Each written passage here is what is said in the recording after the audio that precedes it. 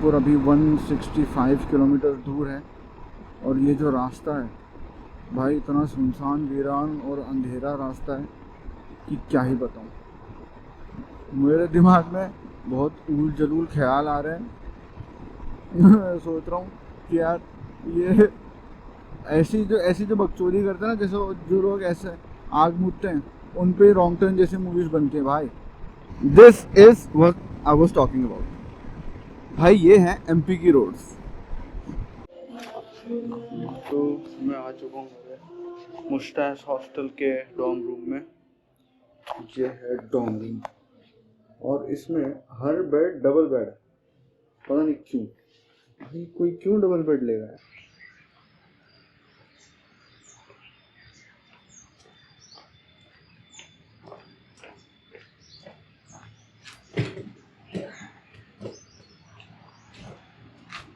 Alright, तो सुबह के बज रहे हैं 6:30 और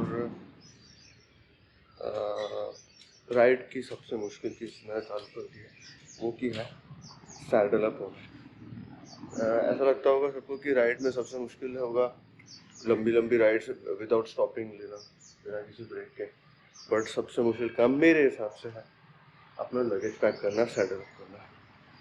तो चलो, ज़्यादा टाइम है नहीं मेरे पास। मुझे ऑलरेडी मैंने प्लान किया था 6 बजे निकल जाऊँगा, ताकि पुणे से लगभग 1 घंटे में बाहर निकल जाऊँ, क्योंकि ट्रैफिक का कुछ झेलना ना पड़े मुझे। बट देखते हैं, अभी भी ज़्यादा लेट नहीं हुआ तो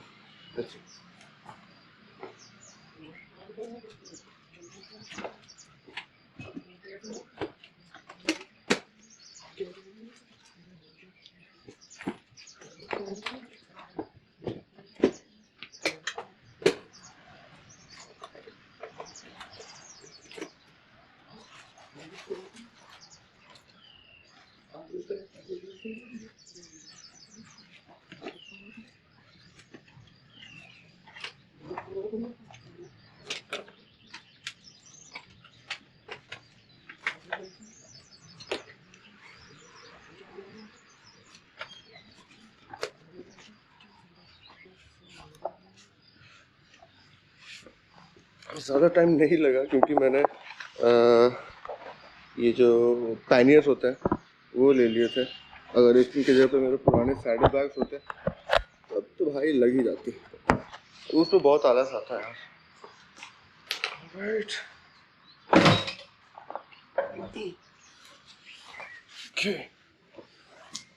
तो 6:35 हो चुके हैं और अब मैं निकलता हूँ अपनी राइड पे। तो जिन दिन भी भगवानों का नाम लेना चाहिए, ओम नमः शिवाय, ओम गणपताय नमः। आइडिया नहीं, मैं बहुत रिलीजियस हूँ मैं, बट मुझे पता है नाम लेने चाहिए तो मैं ले रहा हूँ। गणपति बप्पा मोरया, मंगल मूर्ति मोरया, संकट मोरया। क्योंकि काफ़ी कुछ इस ऐसे राइड्स पे, लॉन्ग सोलो राइड्स पे लक पे, फॉर्च्यून पे डिपेंड करता है।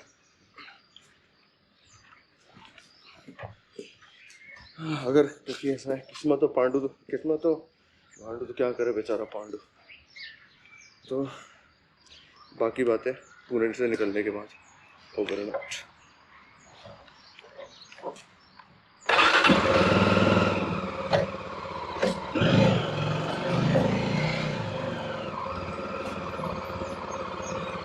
ऑल राइट, सुबह के बज गए 7:30 और मैं पुणे से निकल रहा हूँ। थोड़ा लेट तो हो गया यार, हमेशा की तरह, बट ठीक है। रात में काफ़ी देर सोया था पैकिंग करते करते, तो चलता है। और आज मैं उम्मीद कर रहा हूँ कि मैं एटलीस्ट 10 बजे तक तो नागपुर पहुँच जाऊँगा और किसी होटल में रुकूँगा आज रात, और कल सुबह फिर मैं निकलूँगा बनारस के लिए। और ये जो मेरी राइड है वो होपफुली 4 दिन तक ही चलेगी, और फिर मैं चौथे दिन पहुँच जाऊँगा शिलोंग, चौथे दिन रात में। और इस बीच जो स्टेट्स मैं कवर करूँगा वो है ऑब्वियसली महाराष्ट्र, कवर तो नहीं बोल सकते ना, स्टार्टिंग पॉइंट है महाराष्ट्र, एमपी, यूपी, बिहार, वेस्ट बंगाल क्योंकि सिलीगुड़ी रुकूँगा, आसाम और फाइनली मेघालय। तो चौथे दिन शिलोंग पहुँच के फिर आसपास की जगह एक्सप्लोर करूँगा। तो ये है मेरा प्लान, पर देखते हैं आज मैं कितने बजे तक नागपुर पहुंचता हूँ। और अभी मैंने गूगल मैप्स का जो नेविगेशन था वो बंद करके फिर से नेविगेशन चालू किया, क्योंकि मुझे डाउट था कि कुछ तो गलत नेविगेशन हो रहा है, क्योंकि मुझे ऐसे 10 घंटे दिखा रहा था कि नागपुर पहुंचने में 10 घंटे लगेंगे। और फिर जब मैंने बंद किया तो मैंने देखा कि जो ड्राइविंग मोड है मैप का वो कार पे सेट था। वो शायद इसलिए क्योंकि मैंने गूगल को बोला था Google take me to destination, मेरे को लगा आज बहुत कूल हो जाऊंगा मैं, ऐसा बोल के एकदम जारविस वाली फीलिंग आएगी थी। पर ऐसा कुछ नहीं हुआ, जारविस ने हक दिया मैं इसकी आँख छपरी जारविस फ्रॉम मीशो साला। और उसने कार मोड सेलेक्ट किया तो शायद वो भी एक्सप्रेस वे है ना उसके थ्रू राउट हुआ होगा। और अभी जब मैंने बाइक सेलेक्ट की तो उसने मेरे को जो एक्चुअल रास्ता है जो मुझे लेना है वो दिखाया, तो उससे टाइमिंग वगैरह सब अपडेट हो गया। और अब मैं पहुंचूंगा रात के 11:15 बजे इसकी आग लग गई यार। देखो इतनी लेट तक तो मैं ऑब्वियसली अंधेरे होने के बाद तो बाइक नहीं चलाऊंगा, बिल्कुल भी मेरे को पसंद नहीं है अंधेरे में राइड करना। एक मेरे दोस्त के साथ कांड हो चुका है, तो देखते हैं। मुझे ऐसा लग रहा है मुझे अहमदनगर या कहीं पे ऐसे होटल देख करके रात वहीं पे बितानी चाहिए, क्योंकि होता कैसा है कि अमरावती या तो अहमदनगर के बाद आता है पूरा बीहड़, और ऐसा बीहड़ नहीं, नक्सलाइट प्रोन बीहड़, ठीक है। वहाँ पे काफ़ी किस्से आए हैं कि लोगों को ऐसे किडनैप कर लिया गया कार्स वगैरह से। मेरे पास तो फ्री बाइक है भाई तो बहुत रिस्की है, बहुत तो नहीं बट हाँ थोड़ा रिस्की तो है। देखते हैं कहाँ तक पहुँच पाऊँगा आज रात के 8 बजे तक जहाँ ही पहुँचूँ वहाँ पे रुक जाऊँगा मैं आज। ये राइड की शुरुआत बहुत पॉजिटिव तरीके से तो नहीं हुई है, पर ठीक है। मुझे लग रहा है मैं ये टाइम मेकअप कर लूँगा आगे, मतलब कल या परसों होपफुली और मेरे को तो अभी ये भी डिसाइड करना है कि नागपुर से आगे मेरे को किधर जाना है। मेरे पास 2 ऑप्शन है, अगर मुझे मेघालय ही जाना है तो बनारस जाना होगा, और अगर घर होते हुए जाना है रांची होते हुए तो नागपुर के बाद मुझे इधर छत्तीसगढ़ होते हुए जाना होगा, रायपुर होते हुए। देखते हैं क्या करेंगे। राइट, तो मैं अभी हूँ शिंगनापुर। मैंने क्रॉस किया है अहमदनगर, और अहमदनगर क्रॉस करके मुझे लगता है 60 या 70 किलोमीटर हो गए होंगे। और जो मेरा रूट है उसमें आज का जो मेरा स्टॉप है वो नागपुर में होगा, और उससे पहले जो मेन टाउन से सिटीज़ बोल सकते हैं वो है इसके बाद औरंगाबाद के बाद जालना के बाद यावतमल, और यावतमल के बाद वर्धा, और फिर नागपुर। मैं नागपुर एंटर नहीं करूँगा, नागपुर को ऐसे सर्कमनेविगेट करके बाईपास करके कहीं नागपुर के आउटस्कर्ट्स में रुक जाऊँगा, क्योंकि कोई सेंस बनता नहीं है सिटी का ट्रैफिक झेलने में। दिमाग की ऐसी की तैसी हो जाएगी, हालत ख़राब हो जाएगी। और भाई ये यहाँ साला अभी तक तो जो हाईवे था वो हाईवे तो यार मतलब ऐसा लग रहा था मैं पुणे की सड़कों पे ही हूँ। क्या ही रद्दड़ रोड्स और इतना ट्रैफिक, और भाई साहब जो अपने देसी लोग हैं उनके तो क्या कहने भाई, वो ना हमेशा उस जोन में रहते हैं। वो गाना है ना, असी जिथे चावांगे गड्डी मोड़ांगे, असी सारे के सारे सिग्नल तोड़ांगे। तो भाई सही में इस तरीके से ड्राइव कर रहे थे यार, लग रहा था कि अभी कोई आएगा गाड़ी में, बड़ी गाड़ी में, और भाई तहलका ऑमलेट बना के चला जाएगा किसी का। इतनी गंदे तरीके से ड्राइव करते हैं, और सड़कें तो क्या ही बोलें। तो मैं सोचा कि आराम चलते, बट अभी जो हाईवे है शायद NH6 है ये, तो सॉरी NH753F, ठीक है, हाँ NH753F है ये सही है। यहाँ पे इतनी गाड़ियाँ नहीं है, तो मैं आराम से 80 की स्पीड पे भगा सकता हूँ। और उम्मीद कर रहा हूँ कि आज मैं नागपुर तक एटलीस्ट पहुँच जाऊँ, नागपुर के आउटस्कर्ट्स तक, ताकि मैं कल आराम से बनारस तक कवर कर लूँ। और कल का मुझे लगता है कवर हो जाएगा, क्योंकि एमपी के रोड्स यार सही हैं। महाराष्ट्र की दिक्कत क्या है ना, यहाँ पे रोड कनेक्टिविटी बहुत अच्छी है, पर जो रोड्स है बहुत बहुत पुराने रोड्स हैं यार। तो इनकी मेंटेनेंस तो ऐसी हुई है, अपने कल्चर में मेंटेनेंस का जो है उसको ओवरहेड माना जाता है। तो कौन मेंटेन करें, ऐसे सोचते लोग गाड़ियाँ भी, बाइक्स भी ऐसे ही खरीदते हैं कि भाई मेंटेन ना करना पड़े। कि ये हीरो होंडा, पल्सर, स्प्लेंडर, ये पल्सर तो नहीं पर स्प्लेंडर, पैशन प्रो, लोग यही सोच के खरीदते हैं कि यार ज़्यादा अगर बहुत टाइम तक सर्विस वगैरह भी नहीं भी की तो चलती रहेगी एकदम, कोई शिकायत नहीं, कोई दिक्कत नहीं, चलती रहनी चाहिए, मेंटेनेंस करने का ओवरहेड नहीं आना चाहिए। तो वो तो चलो अलग ही टॉपिक हो गया, बट ऐसे ही है, सड़कें तो ठीक है बस। बट एमपी की सड़कें सही है क्योंकि वो नई सड़कें हैं, ठीक है। वहाँ पे डेवलपमेंट थोड़ा लेट आया है काफ़ी हद तक, बाकी नॉर्थ इंडियन स्टेट्स की तरह। तो वो रोड सही है। और कल का मैं पहुँचते हूँ बनारस, तो मैं आराम से पहुँच जाऊँगा। और हाँ, अब मज़े आ रहे हैं। गर्मी तो है यार, थोड़ी गर्मी है। गर्मी की दिक्कत ये है ना यार, गर्मी झेलने में मतलब दिक्कत आती है कि मतलब सर्दी आप झेल सकते हो, ठंड हो तो आपने वो इनर डाल लिया या फिर जो विंटर लाइनर होता है वो डाल लिया, फिर आप सर्दी झेल सकते हो, ग्लव्स ले लिए विंटर वाले, आप सर्दी झेल सकते हो। बट गर्मी के यार क्या करोगे, आपको जैकेट तो डालनी है किसी भी तरीके से, सेफ्टी तो प्राइम सबसे ज़्यादा इम्पोर्टेंट है। तो वो दिक्कत आती है किसी तरीके से, बस गर्मी नहीं झेली जाती। बट मैं उम्मीद कर रहा हूँ कि एमपी यूपी में इतनी गर्मी नहीं होगी यार, क्योंकि वहाँ पे सर्दियाँ तो कड़ाके की होती हैं।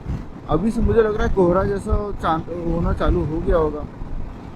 लेट्स सी, वो तो नागपुर से आगे क्रॉस करने के बाद ही समझ में आएगा। शायद 12:30 या 1 ऐसे कुछ, 12:30 या 1 के बीच में कुछ टाइम हो रहा है। तो और अब लग रही है मुझे भूख, क्योंकि सुबह से मैंने एक भी ब्रेक नहीं लिया है और मुझे ब्रेक लेने में आलस आ रहा है, क्योंकि भाई मेरे को काफ़ी डिस्टेंस कवर करना है नागपुर पहुंचने के लिए। और अगर मैं रुक गया कहीं पे खाना खाने के लिए, लंच करने के लिए, तो लवड़े लग जाएंगे। ओह सॉरी, टाइम बहुत ज़्यादा होगा उसमें। और मैं मेरे प्लान के हिसाब से अपने नेक्स्ट चेक पॉइंट पे, माइलस्टोन पे नहीं पहुंच पाऊँगा। तो मुझे अभी इससे याद आया कि यार कभी भी ऐसा सोलो राइड पे निकलूँगा ना, तो 5-6 वो क्या बोलते हैं, प्रोटीन बार ज़रूर पैक कर लिया करूँगा। और पानी तो हाइड्रेशन पैक में रहता ही है, तो अपने को चाहिए प्रोटीन बार और पानी, बस ये 2 चीज़ें चाहिए। तो कभी भी सोलो राइड या ग्रुप राइड पे भी हो यार, तो ये अच्छी चीज़ें हैं साथ में रखने के लिए। प्रोटीन अगर रहता है तो ज़्यादा टाइम तक सेशिएटेड फील होता है कि भूख नहीं लगती है। कहीं पे भी रुका, बाइक पे बैठे बैठे प्रोटीन बार निकाला, ठीक है, बाइक से उतर के 2 मिनट के लिए पिछवाड़े को आराम देने के लिए प्रोटीन बार निकाला, पहला पानी पिया, चल दिया। कहीं पे होटल में बैठ के ऑर्डर दे करके फिर वेट करने की ज़रूरत नहीं है, खाना बन रहा है, जो टाइम वेस्ट हो रहा है फालतू में। तो अभी मैंने एक छोटा सा पीपी ब्रेक लिया है, क्योंकि भाई वो तो ज़रूरी है ना, ऐसा थोड़ी बिना वो किए थोड़ी निकल सकता हूँ। ब्लैडर फट गया तो दिक्कत हो जाएगी ना। सोचा फ़ोन की नोटिफिकेशन वगैरह चेक कर लूँ, कोई नोटिफिकेशन नहीं है।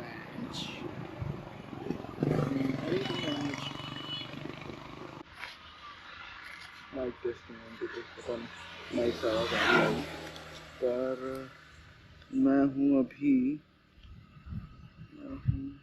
क्या है, सिंदखेड़ राजा से थोड़ा सा आगे और दिसर बीच से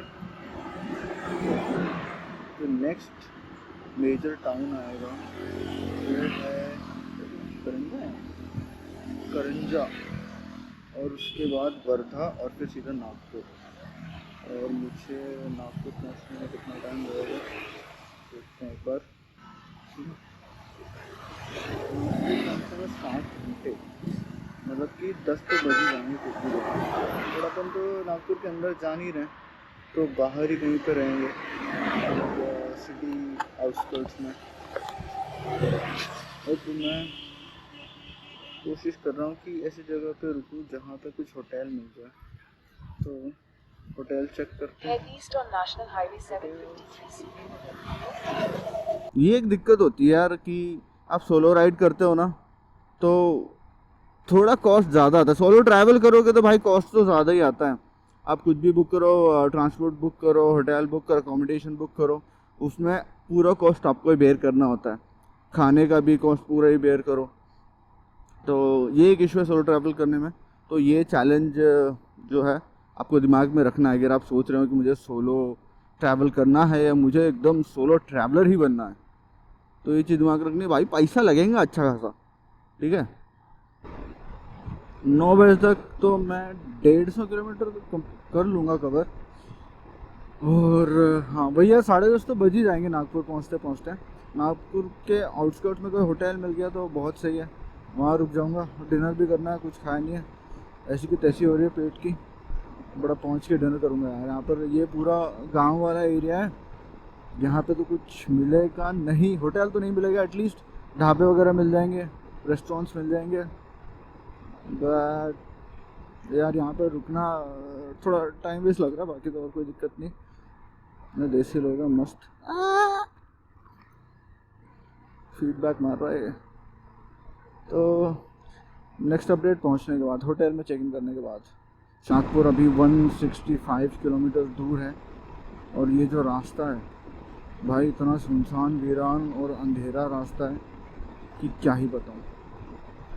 मेरे दिमाग में बहुत उल जलूल ख्याल आ रहे हैं। सोच रहा हूँ कि यार ये ऐसी जो बकचोदी करते हैं ना, जैसे जो लोग ऐसे आग मूतते हैं, उन पे रॉन्ग टर्न जैसी मूवीज़ बनती है भाई, और वो हॉन्टेड और वो स्केरी मूवीज़ बनती है। क्यों मैं आ गया, मैं मादर चौथ हूँ जो इसमें आया। चुपचाप उधर ही जहाँ पे भी लास्ट गांव या लास्ट टाउन था, वहाँ पे होटल में रूम लेकर के रुक जाता, तो ये कंफ्यूजन नहीं होती अभी। बट चलो देखो, 7:30 हुए हैं, बहुत ज़्यादा देर तो नहीं हुई है, बहुत रात तो नहीं हुई है। तो मैं उम्मीद कर रहा हूँ कि जल्दी किसी स्मॉल टाउन में पहुँच जाऊँ जहाँ पे मुझे एक होटल या कुछ मिल जाए जहाँ पे मैं रात स्पेंड कर सकूँ। चलो विश मी लक। ये एक और चैलेंज है सोलो ट्रैवल करने का कि आप कभी थोड़ा ऑफ बीट डेस्टिनेशन में पहुँच गए, मतलब रूरल एरिया हो गया या आउटस्कर्ट तो नहीं बोल सकते, बट हाँ रूरल एरिया या ऐसा कुछ, तो एक थोड़ा मन में डर तो बैठता है कि यार अकेले हूँ यहाँ पे, अगर गाड़ी बंद हो गई, कुछ दिक्कत आई तो मैं क्या करूँगा। तो ये सही बताऊँ तो आग मूतने वाली बात है और कुछ नहीं है, वही घर में आग ही मूत रहा हूँ। पर अब ठीक है, जो है सो है, अब यही झेलना है फालतू। तो मुझे एक होटल मिला, बट उसमें रूम्स अवेलेबल ही नहीं है, और यहाँ से नागपुर 3 घंटे दिख रहा है। तो मेरे पास और कोई ऑप्शन नहीं है कि मैं रात में अंधेरे में राइड करूं और नागपुर पहुंचूं जितनी जल्दी हो सके। अब बहुत ज़्यादा स्पीड तो चला नहीं सकते क्योंकि भाई अंधेरा है पूरा, ये क्या ही रास्ता है भाई, एक स्ट्रीट लाइट नहीं है यहाँ पे, ऐसा लग रहा है गांव में ही हूँ। बट मैंने वहाँ के होटल के ओनर से पूछा कि रास्ता कैसा है, तो वो तो बोले ठीक है, लोग जाते हैं। भाई जाते तो हम भी हैं, गए तो हम भी पिछली बार से, और पिछली बार जैसा वाला ही सीन लग रहा है अब तो मुझे। पिछली बार मैं कश्मीर गया था पुणे से, तो सेम रूट था नागपुर तक, और ऐसा हुआ था कि पुणे से काफ़ी लेट हो गया था हमें निकलते हुए, और फिर हमें रात भर बाइक चलानी पड़ी थी, तब जाके हम वर्धा पहुंचे थे सुबह 7 बजे। हाँ बिल्कुल वैसा तो सिचुएशन नहीं है, यहाँ पे 3 घंटे मतलब कि 11 बजे तक मैं पहुंच जाऊंगा, ज़्यादा से ज़्यादा 12 बजेंगे। बट फिर भी रिस्क तो है ना अंधेरे में बाइक चलाने का, वो एक थोड़ा सा मन में डर है, बाकी तो ठीक है यार, कोई इशू नहीं है। देखते हैं कब पहुँचेंगे। Good morning. सुबह के बज रहे हैं 7:30 और मैं मेरे होटल से चेकआउट करके बैठा हूँ। ये है वो होटल। ओए यार कोई सा तो छपरी सा। तो रात के कितना 11 बजे पहुँच, 11 साढ़े 11 के आसपास पहुँच गया था। उसके बाद बिल्कुल हिम्मत ही नहीं बची थी, भूख इतनी गंदी लग रही थी, हाथ पैर काँप रहे थे, तो कुछ भी मैंने अंदर का शूट नहीं किया। और होटल छपरी सा है यार, क्या ही बताएं। मतलब अंदर की हर एक चीज़, रूम की हर एक चीज़ दिख रही थी। जैसे इतना पैसा में इतना ही मिलेगा, तो समझ सकते हो। और फिर भी रात में डिनर करके तेल पाल के अच्छे से, मतलब खा करके, खाना वाना खा करके मैं फिर सो गया था 12:30 के आसपास। अब रेस्ट तो ज़रूरी है, बहुत ज़्यादा ज़रूरी है, क्योंकि अपने को वो तो करना ही है, क्या बोलते हैं, रिकवर तो करना ही है। और रिकवरी के लिए मैंने खाए अंडे पेल के और केले। बाकी दूसरे कैमरा से, जैसा कि मैं बोल रहा था, रात में मैंने डिनर में 4 अंडे और 4 केले पेल के खाए, क्योंकि अंडों में होता है भाई, हाँ, प्रोटीन प्रोटीन, और उससे बॉडी का टेस्टोस्टेरोन लेवल भी बढ़ता है। और अरे यार उल्टा लगा दिया क्या, और केलों में होता है पोटेशियम। ये तीनों चीज़ें रिक्वायर्ड हैं गुड रिकवरी के लिए। तो भाई मैंने बस यही पेल के खाया ताकि अच्छे से रिकवर कर पाऊँ। और सोरनेस अब तो नहीं है कहीं भी शरीर में, थोड़ा थोड़ा टायर्ड फटीग तो फील कर रहा हूँ, पर ठीक है, इतना तो समझ में आता ही, इतना तो होगा ही, दैट इज़ ऑक्यूपेशनल हैजर्ड। ठीक है, तो इतना तो हो गई। बाकी उंगलियां थोड़ी स्टिफ है पर वो भी अब फील नहीं हो रही है, मतलब स्टिफनेस फील नहीं हो रही है, तो आई एम गुड। आज फिर से कितना 714 या ऐसे कुछ किलोमीटर कवर करना है। और आज का पिट स्टॉप है Banaras, the holy city of Varanasi. पर मैं अंदर तो जा नहीं पाऊंगा यार, मन तो था अस्सी घाट विजिट करके आने का, बट अगर मैं अंदर गया तो सिटी का ट्रैफिक मुझे याद है पिछली बार का, जब काशी विश्वनाथ का दर्शन करने गया था भाई। वो नहीं करना यार, हालत ख़राब हो जाती है। और सुबह ही इतनी गर्मी हो रही है यार यहाँ पे, तो उस टाइम पे तो क्या ही होगा। तो सिटी के बाहर से ही मैं कहीं होटल देख करके आज रुक जाऊंगा, और फिर वहाँ से कल निकलूंगा मैं सिलीगुड़ी के लिए। उधर भी मेरा मन हो रहा है, सिलीगुड़ी आ ही गए हैं मालिक, तो अब दार्जिलिंग भी घूम लेते, बट वही है, टाइम क्रंच, ऑफिस का भी साला थोड़ा काम है, तो कुछ भी नहीं देख पाऊंगा। पर ठीक है, टाइमली मैं मेरे डेस्टिनेशन पहुंच जाऊं तो भी बहुत है।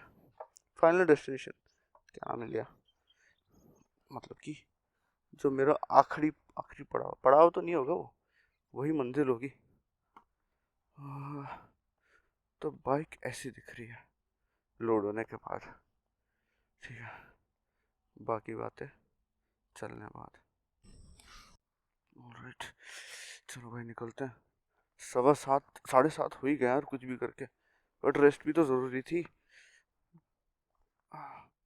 तो मैं 12:30 से 1 के बीच में सोया, और सुबह 6 बजे उठ गया था। यार 1 घंटा तो लगेगा ही फ्रेश होने में, मॉर्निंग रूटीन करने में, क्योंकि रास्ते में कहीं पेट में गुड़गुड़ हुई ना तो राइड की ऐसी की तैसी हो जाएगी। तो इसलिए रात में पेल के खाया, फिर सो गया। पेल के तो सो नहीं पाया यार, क्या करें, पर कोई बात नहीं, पेल के सुबह हग्गा भी कर लिया, सब हो गया मैच। क्या चाहिए, ऐसी कृपा बनी रहे मालिक, सब कुछ कमी नहीं है ज़िंदगी में, सब कुछ है, बस कृपा बनी रही। चलो, ओवर एंड आउट। तो ये जो इन्फ्लेटर है, ये अगर आप सोलो राइड कर रहे हो, अगर ग्रुप में भी राइड कर रहे हो तो एक इन्फ्लेटर होना तो यार बहुत ज़्यादा ज़रूरी है, क्योंकि अगर जस्ट इन केस कभी पंक्चर वंक्चर आता है, ठीक है, और आसपास कुछ नहीं है, तो आप ना हवा रिफिल करके थोड़ी दूर तक जो जा सकते हो, एटलीस्ट वहाँ तक जहाँ पे आपको कोई फिर पंक्चर रिपेयर शॉप मिल जाए, क्योंकि बार बार हवा लीक होगी, आप जितनी बार भराओगे उतनी बार आपको वापस से थोड़ी देर के बाद हवा भरनी पड़ेगी। बट और कोई ऑप्शन नहीं है अगर पंक्चर हो गया तब तो। वर्स्ट केस अगर आपके पास ये नहीं है तब तो फिर लग गई ना उनका। चलो देखते हैं कितना टायर प्रेशर है। 37 37 तो सही है।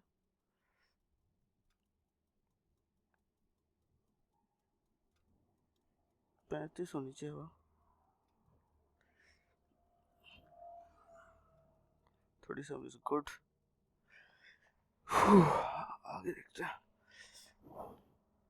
एक तो यार बाइक से उतरने में इतना आलस आता है, अच्छी खासी चल रही होती है स्पीड पे बाइक 80-90 पे, साला उतरो पूरा मोमेंटम टूट जाता है।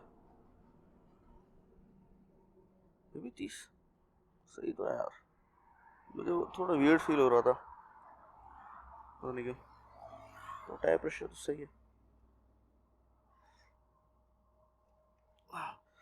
जब मैं निकल रहा, अरे भैंचो कुछ लीकेज है, कूलेंट लीकेज है, आई थिंक सो।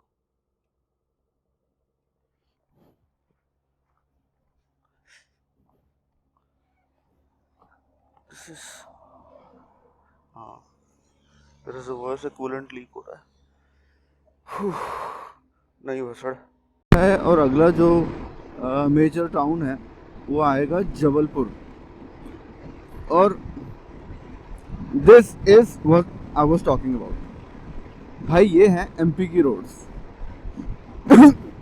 सॉरी, ऐसा नहीं है कि महाराष्ट्र की रोड्स बुरे हैं, इट्स जस्ट दैट कि वो काफ़ी पहले बने थे यार। महाराष्ट्र बहुत पहले डेवलप हो चुका था। It is the industrial most industrial state after I think Karnataka. तो उस इनकी जो रोड्स है उनकी मेंटेनेंस हुई नहीं है, लाइक आई सेड, क्योंकि इंडियन कल्चर में मेंटेनेंस को ओवरहेड माना जाता है, बट इट्स एन आर्ट। तो वो प्रॉब्लम है। और वहाँ पे दूसरी चीज़ है कि पॉपुलेशन डेंसिटी भी एमपी से ज़्यादा है। एमपी बड़ा है बट यहाँ पे पॉपुलेशन उतनी डेंस नहीं है, क्योंकि सारे लोग चले जाते हैं पुणे और मुंबई जॉब की तलाश में। तो सड़कें देखो भाई मस्त, यहाँ पे मैं आराम से 100 मेंटेन कर सकता हूँ, और अभी तक से कर भी रहा था। बट अभी वीडियो के लिए तो कम की है मैंने स्पीड। तो मुझे लग रहा है कि मैं आराम से 8:30 बजे तक तो बनारस पहुँच जाऊँगा। और मेरा मन तो बहुत हो रहा है कि बनारस जाके 80 घाट के दर्शन करके आऊँ। आज मंडे, पता नहीं, मुझे ज़्यादा आइडिया नहीं है कि वहाँ पे कोई आरती होती है कि स्पेशल या फिर नहीं, मैं पता कर लूँगा। और काफ़ी कुछ डिपेंड करता है कि मैं कितने बजे पहुँच रहा हूँ। अगर मुझे लगेगा कि मेरे पास काफ़ी टाइम है तो मैं बनारस एंटर करूँगा, किसी हॉस्टल में रुकूँगा वहाँ, और वहाँ का वाइब थोड़ा एंजॉय करूँगा। 80 घाट के दर्शन करूँगा, और बस इतना ही। बट अगर मेरे पास टाइम नहीं है तो मैं ये क्या नाम, बनारस से किसी आउटस्कर्ट में कोई होटल में रुक जाऊँगा। एक होटल मैंने देखा भी है जो कि किसी बाईपास बिरयानी रेस्टोरेंट के आसपास है।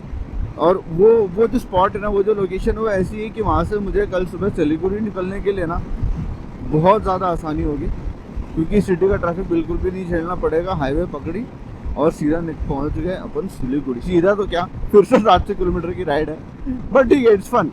कल भी 700 किलोमीटर किए थे, बट क्योंकि वहाँ पे रोड्स ख़राब थी इसलिए लंका लग गई थी।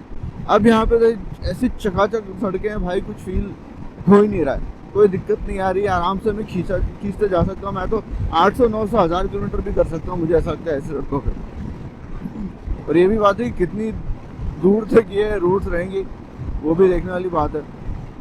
हालांकि मैंने ये रूट तो पहले भी किया है यार। रीवा और रीवा होकर के गया था मैं, वहाँ तक भी रोड्स बहुत सही थी। रोड्स तो यूपी एंटर करने के बाद थोड़ी ख़राब हुई थी, बट जितना मुझे याद है बनारस तक भी रोड सही थी, बनारस के आगे ख़राब हुई थी। तो देखते हैं जैसा भी होगा, वो जो डिसीजन है कि बनारस एंटर करना है या नहीं, वो रात में मैं 7:30-8 बजे लूँगा। Alright, over and out. Right, quick ride update. मैं हूँ अभी जबलपुर से आई थिंक कितना 20-25 किलोमीटर पहले। तो जबलपुर पहुँचने में मुझे और आधा घंटा लगेगा, बट मुझे जितना समझ में आ रहा है जबलपुर बाईपास करूँगा मैं, पता नहीं, देखता। बट हाँ, एवरीथिंग इज़ गोइंग परफेक्टली। 2-3 छोटी मोटी दिक्कतें आई हैं, जैसे कि मेरा जो ड्रोन का जो रिमोट होता है उसको अटैच करने के लिए मैंने यहाँ पे एक अडेप्टर लगाया था, और उसकी ऐसी की तैसी कर दी थी एक वर्कशॉप वाले ने, जब मैंने अपने ये पैनियर लगेज पैनियर लगवाने के लिए, फिट करवाने के लिए दिए थे, तो उसने नट गायब कर दिया था। बट मैं कहीं से दूसरा नट ढूंढ करके लेके आया था और मैंने लगवा दिया था। फिर अभी क्या हुआ, उसमें एक और काफ़ी बड़ा नट लगता है, और वो शायद राइड करते हुए लूज़ हो गया और वो कहीं तो गिर गया भाई। तो अब मैं ड्रोन कैसे उड़ाऊंगा राइड करते हुए, that is a question. I have to figure it out. कुछ जुगाड़ देखना पड़ेगा। हालांकि राइड अपडेट, मैं हूँ अभी रीवा बाईपास पे और मैं बढ़ रहा हूँ सतना की ओर। थोड़ा लेट हो गया। अब एस्टिमेटेड टाइम ऑफ अराइवल जो गूगल मैप्स मुझे दिखा रहा है वो है 9:04।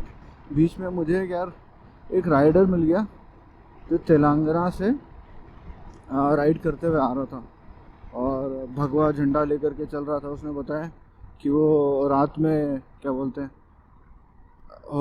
ये टेम्पल्स वगैरह में रुक जाता है। उसने ये भी बताया कि गवर्नमेंट का ये रूल है कि राइडर्स को या पैसेंजर्स को, पता नहीं, मुझे नॉट श्योर, राइडर्स अगर चाहे तो वो पेट्रोल पंप पे रुक सकते हैं, ऐसा गवर्नमेंट का रूल है। तो अगर आप रात में कहीं अटक गए हो, फंस गए हो, तो आप पेट्रोल पंप वालों को बोल सकते हो कि मुझे यहाँ पे रुकने की जगह दे दो प्लीज़, तो वो दे देते हैं। और वो अगर मना करते हैं तो पेट्रोल पंप के ओनर को कॉल करना पड़ता है, मतलब कॉल करके आप रिक्वेस्ट कर सकते हो, जगह मिल जाएगी। और वो उसने ट्राई नहीं किया, बट वो टेम्पल्स वगैरह में रुका था और तेलंगाना से आ रहा था और काफ़ी दूर से आ रहा है वो भी। वो तो उससे बातचीत करते करते काफ़ी टाइम हो गया। उसने मुझे पूछा कि आप कहाँ पे जा रहे हो, मैंने बोला यार मेघालय। अच्छा, थोड़ी देर बाद बोलता है तो मेघालय के लिए पासपोर्ट है क्या आपके पास? मैंने बोला पासपोर्ट क्यों चाहिए यार? बोलता है कि पासपोर्ट नहीं लगता है क्या? बोलते आधार कार्ड वगैरह? बोला नहीं। बोला अपना ही स्टेट है क्या? बोला हाँ। भाई साहब, मतलब कितनी ज़्यादा नॉलेज की कमी है अपने लोगों को नॉर्थ ईस्ट के स्टेट्स के बारे में। पर अब जो है तो यही है।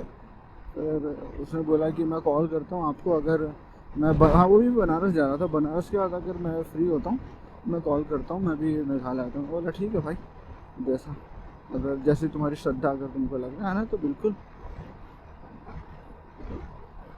बाकी तो यही अपडेट है। और ये बाईपास रोड तो बहुत ही बेकार है, तो जहाँ पे पॉटहोल से भाई गड्ढे हैं लिटरली। ये तो अच्छा मेरे पास एडवेंचर बाइक है, वरना दूसरी कोई बाइक होती तो यार हालत ही ख़राब हो जाती। देखते हैं कितने बजे तक पहुँचूँगा वहाँ पे जाके, फिर होटल का भी देखना है। मैं तो उम्मीद कर रहा था 8:30 बजे तक पहुँच जाऊँगा, बट अब 9 तो बज ही जाएंगे, इतना तो समझ में आ गया मुझे। बीच में थोड़ा टाइम पास कर लिया, उस बंदे के साथ चाय भी पी ली थी मैंने। ठीक है, तो क्विक राइड अपडेट। बनारस पहुंचने में अभी 100 किलोमीटर और रह गए हैं, और वही है कि 9 बज जाएंगे पहुंचने में। बीच में मेरे को कुछ लोग मिल गए तो उनके साथ बातचीत करने में थोड़ा टाइम चला गया, बट ठीक है, it's not time wasted, it's not wasted basically. देखो कोई टाइम वेस्ट नहीं है उसमें।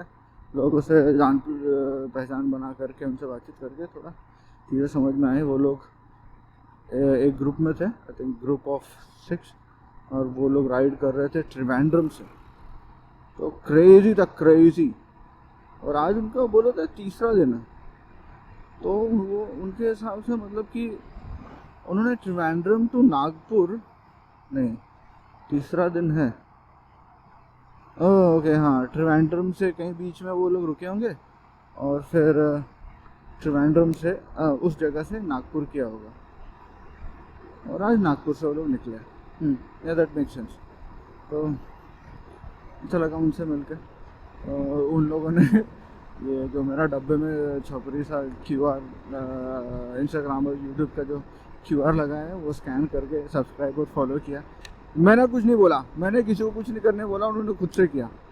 तो शायद पता नहीं, अभी मेरे को देख करके नोटिफिकेशन चेक करके समझ में आएगा उन्होंने इंस्टाग्राम को फॉलो किया है या फिर यूट्यूब, पता नहीं जो भी हो, फोटोज़ वगैरह ली मेरे ठीक है। सो वो एक चीज़ थी। पर उनके साथ मतलब मैं साइड में बाइक पार्क करके यहीं खड़ा था, तभी वो लोग साइड से निकले राइड करते हुए। तो मैं सोचा यार ग्रुप है, इनके साथ अगर मैं जुड़ जाता हूँ टेम्परेली ही तो थोड़ी सेफ्टी रहेगी और मैं हाई स्पीड्स पे राइड कर पाऊँगा अंधेरे में भी। तो इसलिए मैं उनके साथ चिपक गया था थोड़े टाइम के लिए। फिर उन्होंने छोटा सा ब्रेक लिया तो मैं भी रुका, फिर बातचीत वगैरह की उनसे। तो नाइस, ऐसे राइड्स पे ना राइडर्स वगैरह मिलते हैं ना तो काफ़ी अच्छा लगता है। So that was fun. और अभी 97 किलोमीटर्स और रह गए हैं बनारस पहुंचने में। उसके बाद फिर होटल ढूंढना है, वो अलग झंझट है। देखते हैं, but so far so good. चल अब नेक्स्ट अपडेट, होटल पहुंच के ट्राई कर रहा था कि इधर पे रुक जाऊंगा तो सुबह मुझे सिलीगुड़ी के लिए निकलने के लिए आसानी पड़ेगी। उस लोकेशन के आसपास एक भी ढंग का हॉस्टल नहीं है, तो ये तो दिक्कत वाली बात हो गई। ठीक है, बट इतनी ज़्यादा दिक्कत वाली बात नहीं है। फिर मैंने आसपास सोचा कि होटल्स और देख लूँ। तो जो भी होटल्स थे वो थोड़े वाराणसी के अंदर थे और वो जो मैंने लोकेशन डाली थी वो वाराणसी के आउटस्कर्ट्स पे। तो उस लोकेशन पे मैंने होटल्स देखे, तो होटल्स के वही 1300 1400 2000 रुपीज़ चार्जेस हैं। फिर मैं सोचा यार अगर मैं उधर ही रह रहा हूँ तो फिर मैं हॉस्टल देख लेता हूँ। और लकीली मुझे उसी एरिया में मुस्ताश हॉस्टल मिल गया, जिसमें अभी डॉम्स में बेड भी खाली हैं। तो अपना काम तो हो जाएगा, डॉम में जाएंगे और हॉस्टल का थोड़ा वाइब भी एंजॉय कर लेंगे, मज़े ही मज़े। खाना पीना भी आसपास कुछ अच्छा मिल जाना चाहिए क्योंकि सिटी से थोड़ा अंदर ही जा रहे हैं अपन। तो all in all everything is okay. एकदम ज़बरदस्त तो नहीं है, मज़ेदार तो कुछ नहीं हो रहा, बट हाँ सब कुछ सही है। इतना ही अपडेट है बस, बाकी अपडेट तो हॉस्टल पहुँच के दूँगा। तो मैं आ चुका हूँ मुस्ताश हॉस्टल के डॉर्म रूम में। ये है डॉर्म रूम और इसमें हर बेड डबल बेड, पता नहीं क्यों भाई, कोई क्यों डबल बेड लेगा यार। पता नहीं है, जो भी रीज़न होगा, किंकी रीज़न है जो भी है, मेरे को पता नहीं है। ये लॉकर्स हैं, ये प्रॉपर्टी ऐसे जैसे किसी की पुश्तैनी घर हो किसी का, ठीक है। उसको फिर ऐसे हॉस्टल में कन्वर्ट कर दिया है। गाने वाने बज रहे हैं और मैं पूरा सड़ चुका हूँ। तो पहले तो मैं फ्रेश होऊंगा, चेंज वेंज करूँगा, फिर ही कुछ करूँगा। पूरा सड़ गया ऊपर से लेकिन नीचे तक धूल ही धूल, गाड़ी मर गया। चलो अब अगली अपडेट कल सुबह। Over and out.